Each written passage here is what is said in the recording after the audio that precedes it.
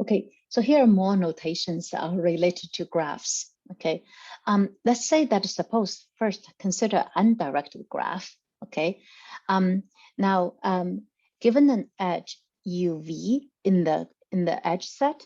Okay, we sometimes refer U and V as the end points of this edge E. Okay, and we say that the edge E is incident on the node U or V if they are endpoints of E. Okay, so for example, if I give you this graph, then I say that edge E1 is incident on node A, edge E1 is also incident on node C, and so on. Okay. Now, the degree with a useful quantity about graph, the degree of a node is simply the number of edges incident on edge V, on vertex V, on node V. Okay, so here's a simple example. This is our undirected graph. What is the degree of E? Well, degree of E is just the number of edges is going out from incident on it. So we have 1, 2, 3, 4, 5. So degree of E is 5. Okay, and what is the degree of F? Well, F has only one edge incident to it, so the degree of F is 1. Okay, so it's very it's just how many edges are connected to this node. Okay, that's the degree. Okay, now suppose we're given the undirected graph where the number of nodes equal to n. Note that this indicates the cardinality. So this means the cardinality of a set. Now, how many elements you have inside. Okay, so this means how many nodes you have, while this means how many edges you have. Okay, so let's say that n represents the number of nodes you have in the graph.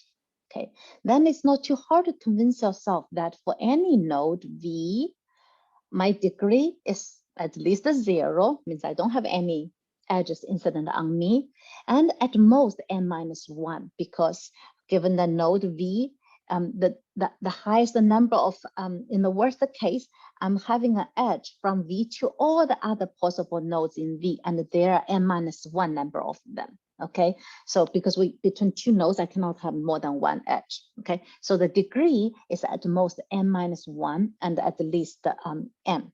Okay, okay.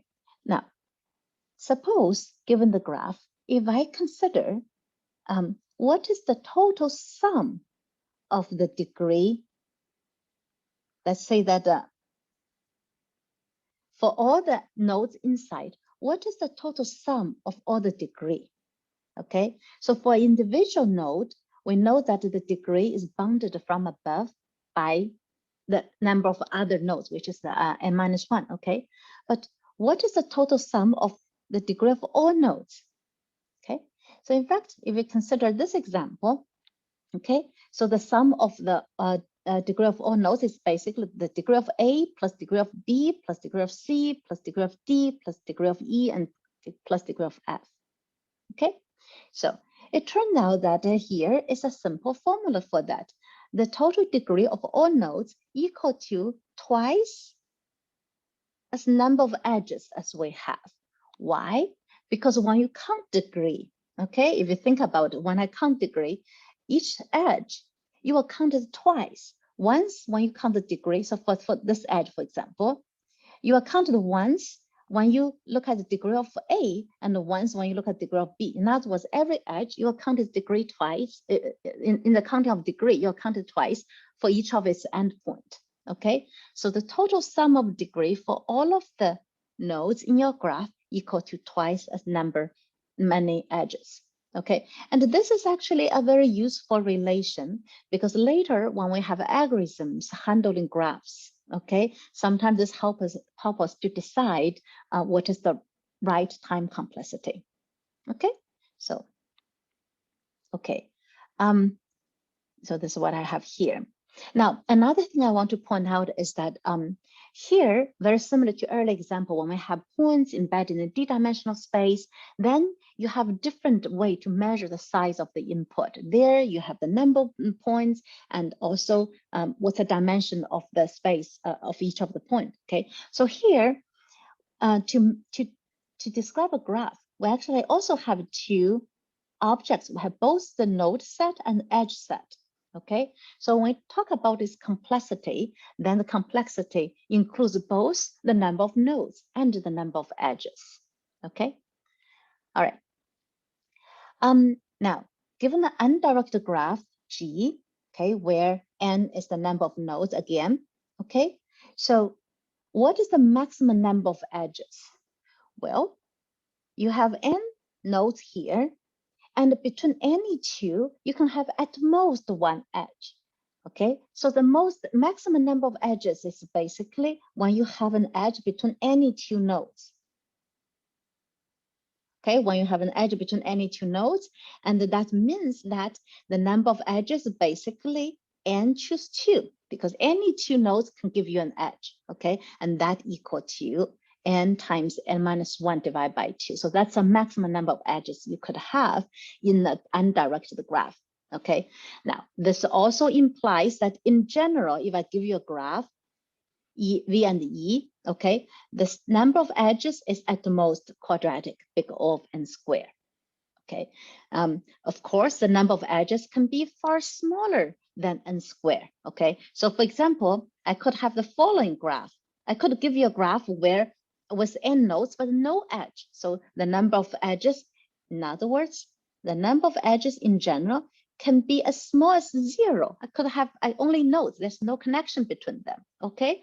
Or at most n. Okay, so this is what we have. Where again, n is the cardinality of V. Okay, so this is the relation we have. Okay, now in practice, sometimes edges, some graphs are so-called sparse, namely the number of edges is not so high compared to the number of nodes.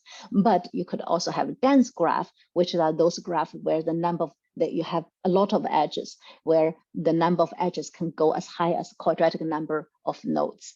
Okay, all right. Okay, so an undirected graph is a complete graph if there's an edge between every pair of distinct nodes in V, which is basically the maximum number of possible edges you can have. Okay, a complete graph, basically. The graph is complete. Any two nodes, you have an edge between them. So in that case, the number of edges is n choose 2, which is this quantity, and that's the maximum number we could ever have for a undirected graph. Okay. All right. So here's another example of a sparse graph. So yeah, I could give you a graph which is a path. So I could have V1, V2, and there are Vn, n number of vertices. Okay, and I only have an edge between consecutive pair. So now here in this, for this graph, the number of edges in this case is the number of vertices minus 1. Okay, which is only linear number of edges. Okay, while in the complete graph, you basically have all possible edges. That's quadratic number of edges.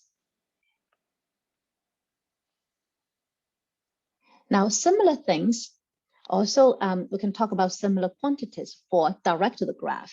Okay, however, if we look at the directed graph, oops, where's the picture?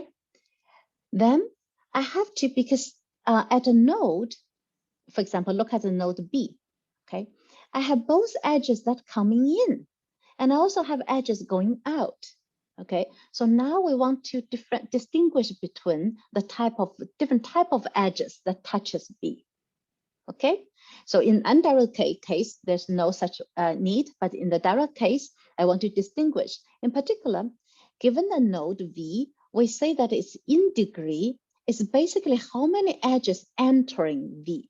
So for example, looking at the B, now there are 4 edges touching B, okay? And the number of edges entering B are this one and this one. So the in degree of B will then be 2, okay?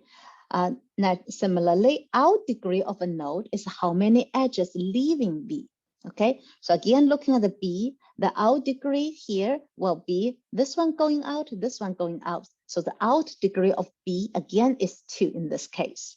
Okay, and sometimes we'll just use the term degree to refer to the total number of edges touching this node, whether it's coming in or leaving. Okay, so it means degree of V equal to the in degree plus out degree.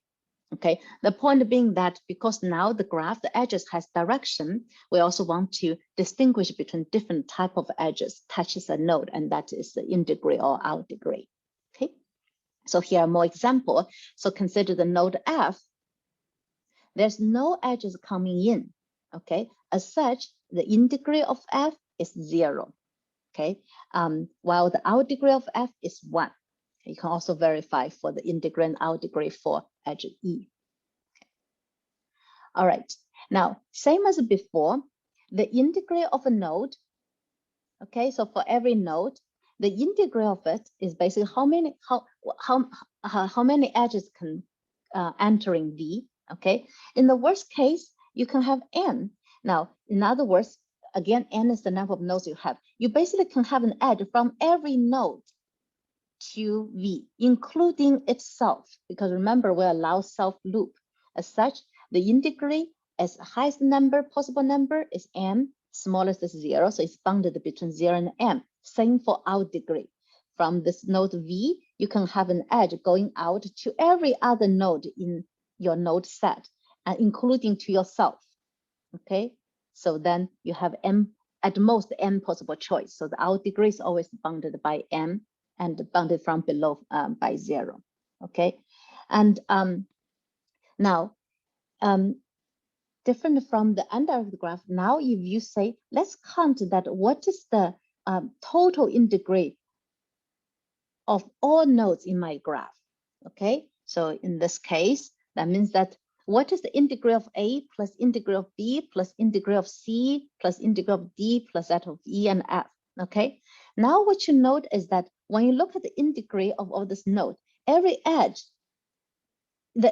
an edge, well, each edge will contribute to an in degree of a node, and each edge only contributes exactly once to the in degree of a node. Okay, in other words, the total sum, the sum of in degree equals to the total number of edges.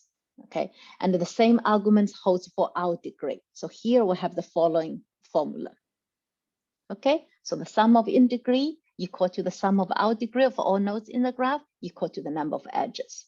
Okay, okay, and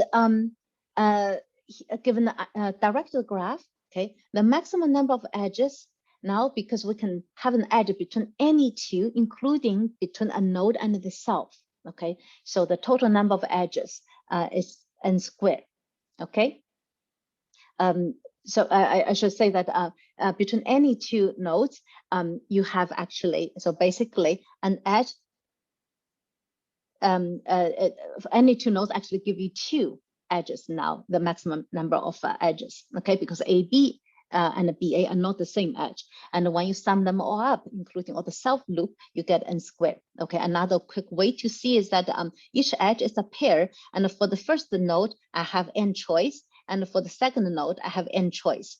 And together, I have n squared possible choices. That's the maximum number of edges, okay? And a graph achieve that is again called a complete directed graph, okay? This also implies that the total number of edges in the end is at most n squared and at least 0. So the number of edges is always bounded from above by asymptotically by n squared, okay?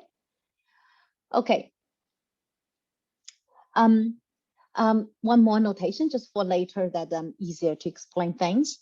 Given for undirected graph, given a node V, we refer the set of neighbors of V as the set of all the nodes in V that share an edge with V, okay? So for example, oops, do I have an example? So for example, if I have A, B, C, D, then the neighbors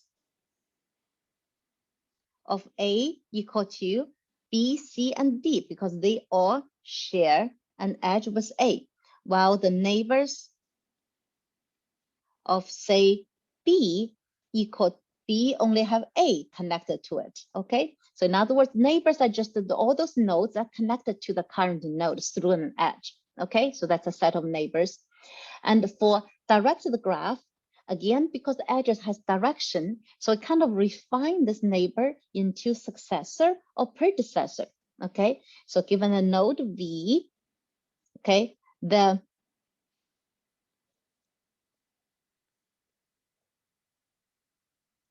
so the successor are all those nodes on the other end of an edge leaving V.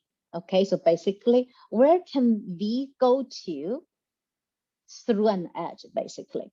So the successor of the V node V in this graph, in this simple graph, is I can reach U and A. Okay, while the predecessor are basically where are the set of nodes that as the start of an edge entering V, basically, who can reach me through an edge? Okay, so in this case, there's only one edge coming in. So the predecessor is the other endpoint, omega. Okay, the predecessor for A will be both U and V can reach it. So while the successor for A, I don't have any outgoing edges, so it's an empty set. Okay, so this is a successor. So the union of them is kind of the neighbor, but because there are directions, so we want to talk about what type of neighbors does the node V have. Okay, so these are just some notations. By convention, okay, later in this class, when I talk about neighbors for directed graph, we often refer to the set of successors of this node, namely who can I reach through an outgoing edge. Okay. All right, and there are more concepts that we want to talk about, which is a useful structure inside a graph. Okay, let's say we look at this graph. This is showing part of the United Airlines, the flight map. Okay, so it is every node is a city, and there's an edge between them if there's a direct flight from city A to city B.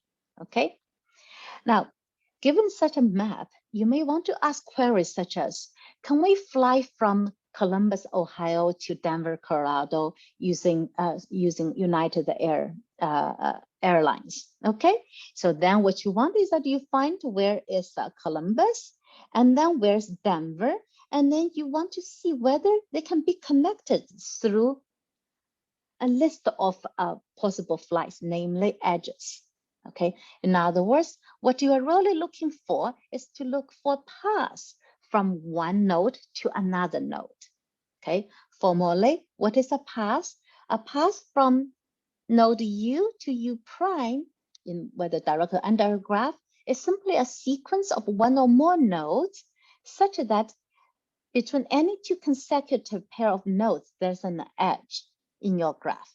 Okay, so for example, going from A to B to E to D, what I'm showing here is a path. So this is a path from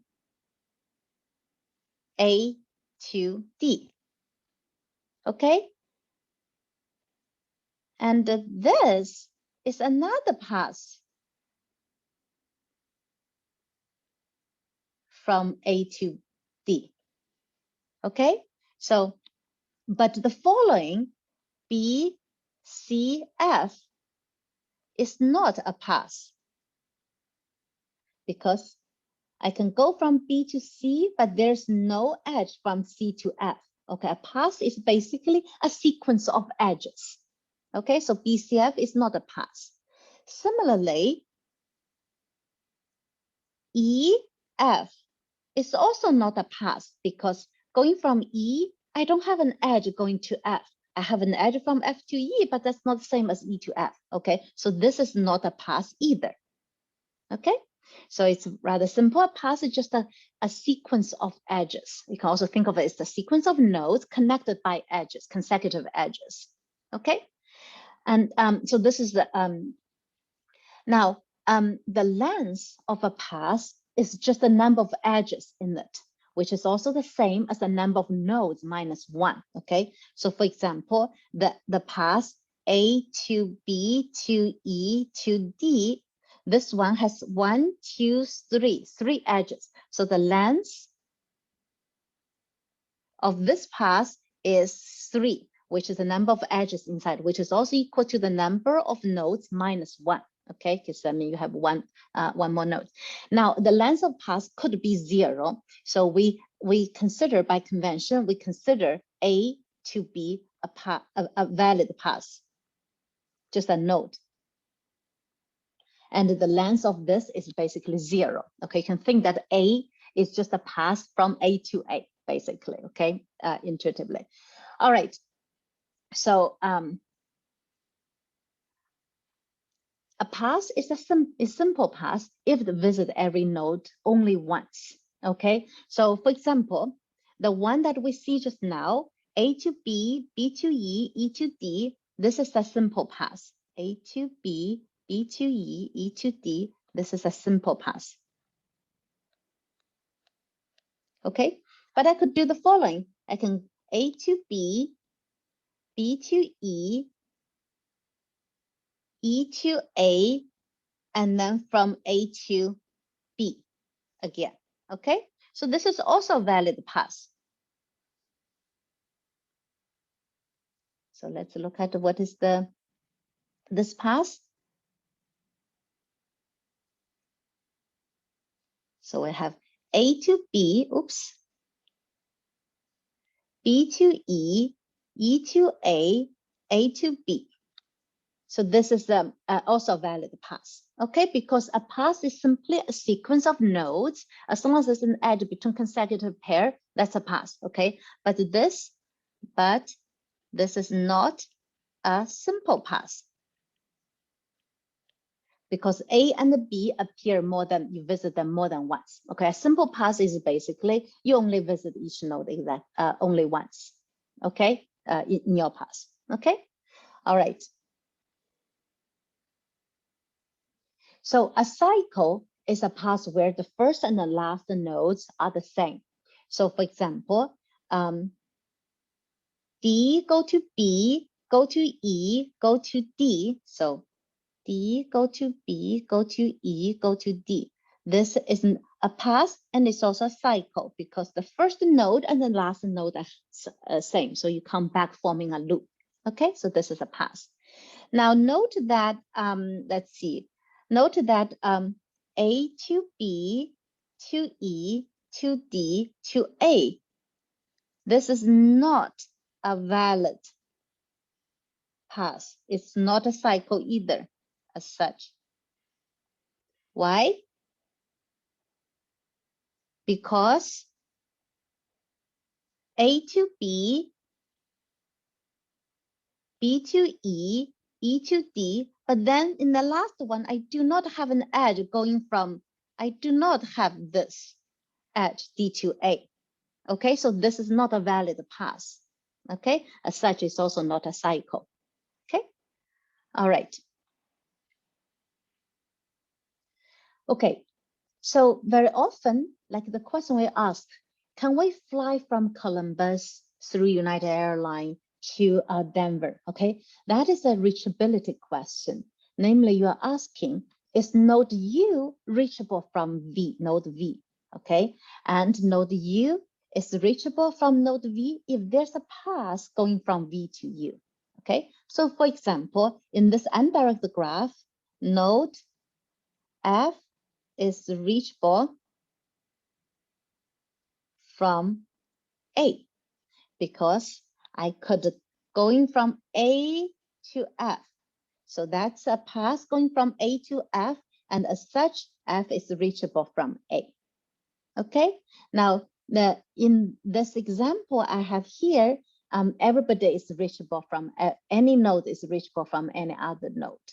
Okay, but let's look at in this example, okay, what you also observe is that if if F is reachable from A, that means there's a path between from A to F, okay. But since the edges do not have direction, okay, so a path from U to V in undirected graph will also give rise to a path from V to U, right? Because I mean, you just invert the order because all the edges are still there, okay? So in other words, if U is reachable from V, then V is reachable from U. That's quite intuitive. So F is reachable from A because I have a path. That also means that I can go backwards along this path. And so A is reachable from F. So this reachability in undirected graph is symmetric. So if U is reachable from V, then V is reachable from U, okay? So sometimes instead of using reachable, we say that U and V are connected. Connected means that there's a path between them for undirected graph, okay? However, the same does not hold for directed graph, okay? So for example, here, A is reachable from F. Why? Because I have a path going from F to A. So A is reachable from F, okay? However, F is not reachable from A because I do not have a path going from A to F. I can try different ways, but none of them reaches F. In fact, F doesn't have any incoming edges, so nobody can reach F, okay? So in the directed graph, this reachability is no longer symmetric, okay? U is reachable from V does not imply V is reachable from U, okay? Sometimes it's true. For example, in this example, B is reachable from A because I have this, okay?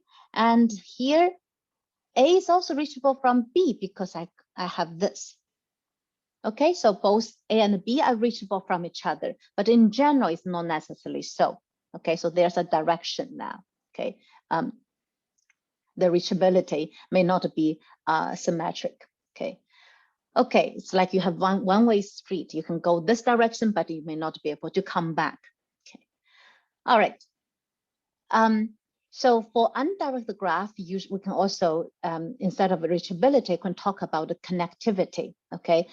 In particular, we say that the undirected graph is connected if every node is reachable from every other node, okay? Otherwise, it's disconnected, okay? So the example that I showed you earlier, here, this is a connected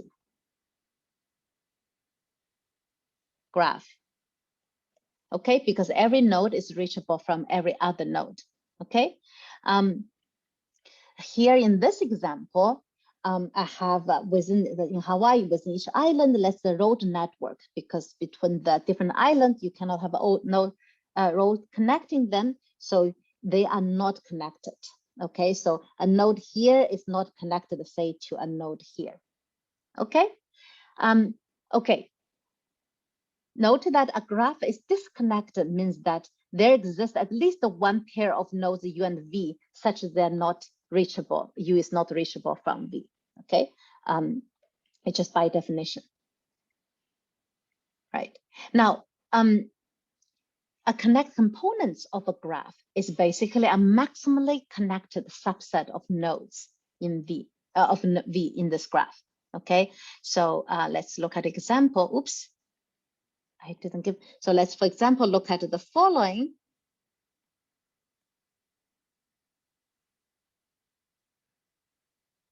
So A, B, C, D, E, F, G, H, I. So for this graph, okay, what is the connected component? A connect component is a maximally connected subset of nodes. So this is a connected component. This is a connect component, and this is a connect component of the graph G. So this graph has 3 connect components, okay? Now, if I take this subset, namely, if I take nodes A, B, and C, note that A, B, and C are also connected, okay? So they are connected, but it's not a connect component. Why? Well, by definition, connected components has to be maximally connected. Namely, you cannot add more who are still connected to them. Okay, it's basically the largest subset that's connected.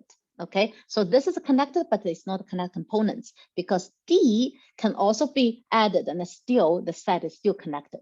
Okay, so it's basically the largest subset that are connected. Okay, so in this example, we have 3 connected components. Okay, all right. So this is just to elaborate what we just said. Connected components is basically because it's maximally connected. So connected component has 2 conditions. Condition 1 is a basic set such that any pair in the set has to be reachable from each other. They have to be connected. Basically, there's a path between them. Okay, and the second component says that if you say the C, all the nodes here is a connected component. Okay, so this is all the nodes in C. Then take any nodes U in C and any other nodes in your graph, say V. Okay, it must be that U and V are not reachable from one another. Okay, this is just to make sure that it's maximally.